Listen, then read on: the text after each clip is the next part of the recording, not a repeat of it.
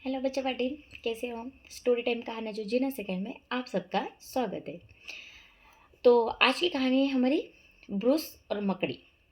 अभी ब्रूस क्या है? तो ब्रूस एक राजा का नाम है जो स्कॉटलैंड के एक राजा थे। बहुत प्रसिद्ध राजा थे और बहादुर बलशाली राजा थे। पर एक बार की बात है, स्कॉटलैंड और अंग्रेज इन दोनों के बीच में हमेशा लड़ाई चलती थी।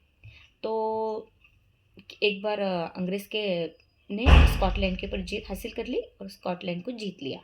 तो स्कॉटलैंड के जो राजा थे ब्रूस, वो निराश थे। तो उन्होंने सोचा क्यों ना मेरा राज्य मैं दोबारा ही अंग्रेज़ों से ले लूँ। तो उन्होंने फिर लड़ाई कर दी अंग्रेज़ों के ऊपर। और जैसे ही अंग्रेज़ों के ऊपर लड़ाई की तो अंग्रेज़ तो और भी ज़्यादा बलशाली बहादुर थे। उन्होंने स्कॉटलैंड के सारे सेना को धड़ाधड़ धड़ाधड़ मारना शुरू कर दिया। और राजा भी अपना पूरा परिश्रम, पूरी मेहनत और जीत उस लड़ाई को जीतने के लिए करने लगे। पर वो आखिरी को थक गए और थक हाकर एक वहाँ पर ही एक गुफा थी पहाड़ियों से भरी। उस गुफा में जाकर वो बैठ गए। वो निराश हो गए कि ये अंग्रेज़ी सेनानी इतने शक्तिशाली है कि मैं कैसे जीत पाऊँगा, मेरे राज्य को मैं कैसे वापस लूँगा। वो निराशा से भरकर उस गुफा के अंदर बैठ गए। तभी उन्होंने वहाँ पे क्या देखा, तो उन्होंने एक मकड़ी को देखा। जो एक मकड़ी एक उसका वो घर बना रही थी ना, स्पाइडर वेब जो होते हैं, तो वो बना रही थी, वो जाला बना रही थी। वो जैसे उसका उसका जाला बनाई, उसने बनाया, वैसे एक हवा का झोंका आया और उसका जाला, वो जो नेट था वो टूट गया। वो जाला टूटने के बाद उसने दोबारा दूसरा बनाना शुरू किया और दूसरा भी उसका बनते ही आ गया पूरा। तभी दोबारा हवा के झोंके से वो दूसरा भी टूट गया।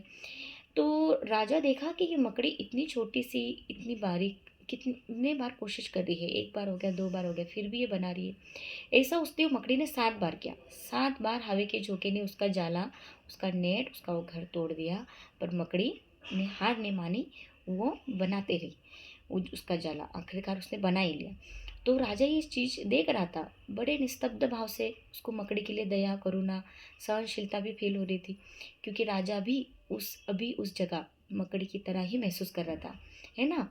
पर फर्क इतना था कि मकड़ी हारी नहीं थी, कोशिश कर रही थी। भले ही जाला टूट रहा था हवा के झोंके से, पर फिर भी वो हारी नहीं।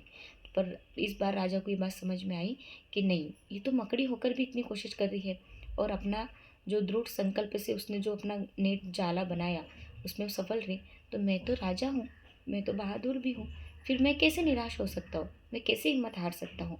मुझे तो लड़ना है अपने प्रजा के लिए, अपने राज्य के लिए, है ना। तो वो उठा और फिर नए जोश के साथ उस लड़ाई में वो शामिल हुआ। और इस बार वो इस तरह से उसने लड़ाई की, पूरे शत्रु को इस तरह से मारा पूरे जोश और उत्साह के साथ। तो उसके सेना भी देखते रहे कि हमारा राजा आ गया है लड़ाई के मैदान पर और इतने उत्साह के साथ वो लड़ाई कर रहा है। तो वो भी प्रोत्साहित हो गए और उन्होंने भी अंग्रेज़ों के सारे सेना को खदेड़ दिया, उसको पूरा हरा दिया।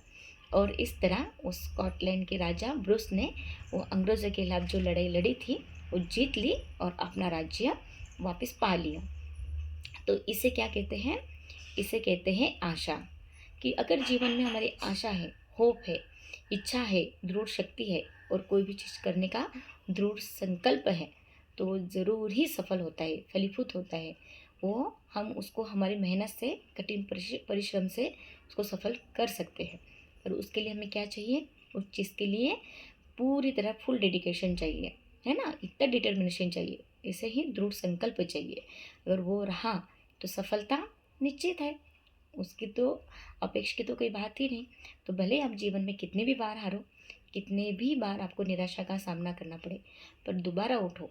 छोटी छोटी बातों से, आसपास की ऐसी घटनाएं हैं, ऐसे चीज़ें हम वही देखो कि वो कैसे निराशजनक व्यक्ति या निराशजनक जीव जंतु या कोई भी चीज़ ऐसी अपनी चीज़ को पाने के लिए कितना कोशिश करता है ना। तो ऐसे हमारे अंदर भी ये डेडिकेशन होना चाहिए। जो भी चीज़ में आप पार्टिसिपेट करते हैं, चाहे वो कंपटीशन हो या फिर स्कूल के हम परीक्षा देते हैं, एग्ज़ाम देते हैं, तो भले ही एक बार हो, दो बार हो, असफलता मिलती है, फेल होते हैं, कम मार्क्स मिलते हैं, पर अगर दोबारा पूरी मेहनत के साथ, पूरे एकाग्र के साथ वो चीज़ को करोगे तो सफलता आपको ज़रूर मिलेंगे। बस फोकस, डेडिकेशन और कंसिस्टेंसी उस चीज़ को करने का एक नियमित तरीका चाहिए, तो आप उसमें सफल ज़रूर बन जाओगे। तो इस तरह वो राजा भी एक आश के कारण सफल हो पाया। तो ऐसे भी हमारे अंदर ये ऑप्टिमिज्म होना चाहिए कि जीवन में भले ही कोई भी परिस्थिति है पर हम उससे निकल ही जाएंगे, उभर ही जाएंगे, और हमारी जो होप है वो हमें ज़रूर उस सफलता की ओर ले जाएंगी, क्योंकि एक आशा ही है जो जीवन में हमको आगे बढ़ाती है, होप, है ना। तो इसी होप के साथ हम ये कहानी समाप्त करते हैं, और अगली कहानी भी हम जल्दी अपलोड करेंगे। स्वस्थ रहो, मस्त रहो। कहानी अच्छी लगी तो लाइक शेयर सब्सक्राइब ज़रूर करना, अपने दोस्तों को भी कहानी सुनाना। स्वस्थ रहो, मस्त रहो, बाय।